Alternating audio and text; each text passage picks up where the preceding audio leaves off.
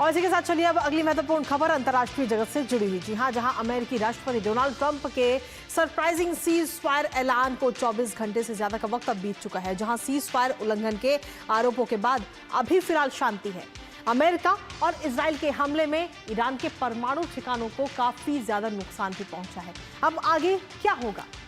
क्या ईरान का परमाणु हथियार बनाने का सपना टूट गया है?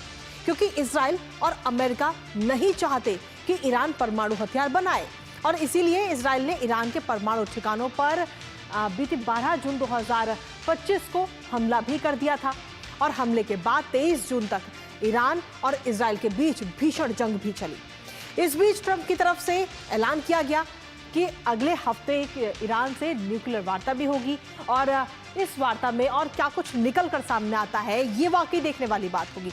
करेंगे चर्चा इसको लेकर अपने संवाददाता से, लेकिन उससे पहले आपको दिखाते हैं न्यूक्लियर वार्ता का 6ठा अध्याय।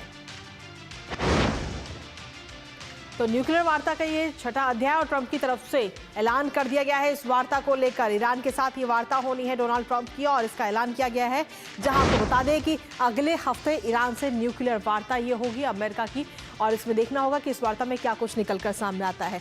सीधे तौर पर ट्रंप ने कहा है कि ईरान अब यूरेनियम एनरिच नहीं करना चाहता, ये बात डोनाल्ड ट्रंप की तरफ से कही गई है। साथ ही समझौता होने की संभावना है लेकिन गारंटी नहीं है, ये बात भी डोनाल्ड ट्रंप की तरफ से कही गई। सीधे तौर पर ट्रंप ने ईरान के साथ संबंध सुधारने की इच्छा भी उन्होंने जताई है। हालांकि आपको याद होगा कि ईरान के ऊपर अमेरिका की तरफ से भी हमला किया गया था।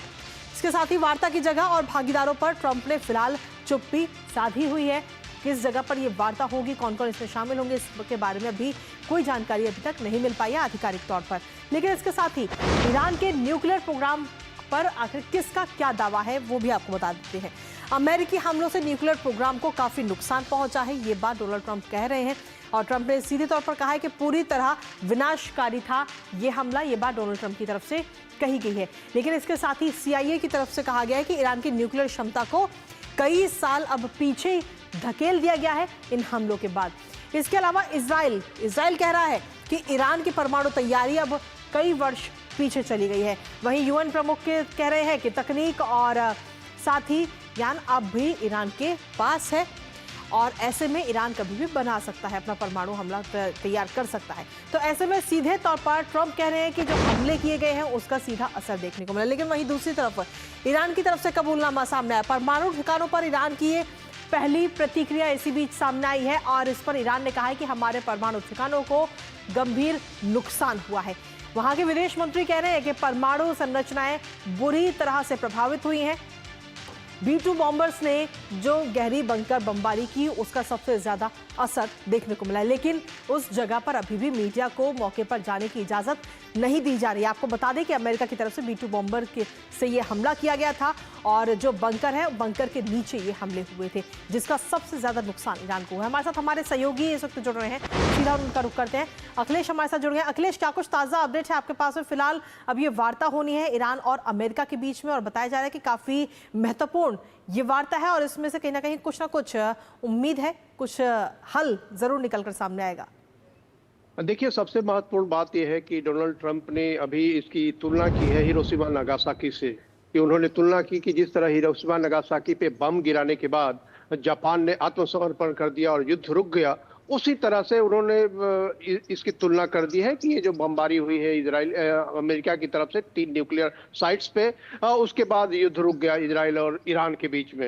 ये एक बहुत बड़ा बयान है, एक बहुत बड़ा बयान है। इसके पीछे संकेत है ईरान को भी और पूरी दुनिया को भी कि हो सकता है इसके बाद ईरान जो है वो अमेरिका के साथ बातचीत करने के लिए तैयार हो जाए। और बातचीत किस स्तर पे होगी? उम्मीद यह है कि बातचीत विदेश स्तर पे होगी, विदेश मंत्री के स्तर पे या विदेश मंत्री के वरिष्ठ अधिकारियों के स्तर पे, क्योंकि जो सबसे बड़ी बात है कि ये पॉलिसी डिसीजन लेना है ईरान को। ईरान ने अपनी पार्लियामेंट में ये डिसीजन लिया है कि वो IAEA को इजाजत नहीं देगा ईरान में आने के लिए, मतलब IAEA से उन्होंने अपने आप को अलग कर लिया है। उधर रूस ने भी कह दिया है कि IAEA के साथ हम नहीं रहेंगे। तो निश्चित तौर पे एक बड़ी चुनौती है कि पॉलिसी डिसीजन ईरान को लेना है कि वो IAEA के साथ सहयोग करेगा कि नहीं करेगा, और इस पॉलिसी डिसीजन के लिए वरिष्ठ अधिकारियों की उपस्थिति या विदेश मंत्री के स्तर की उपस्थिति जरूरी है।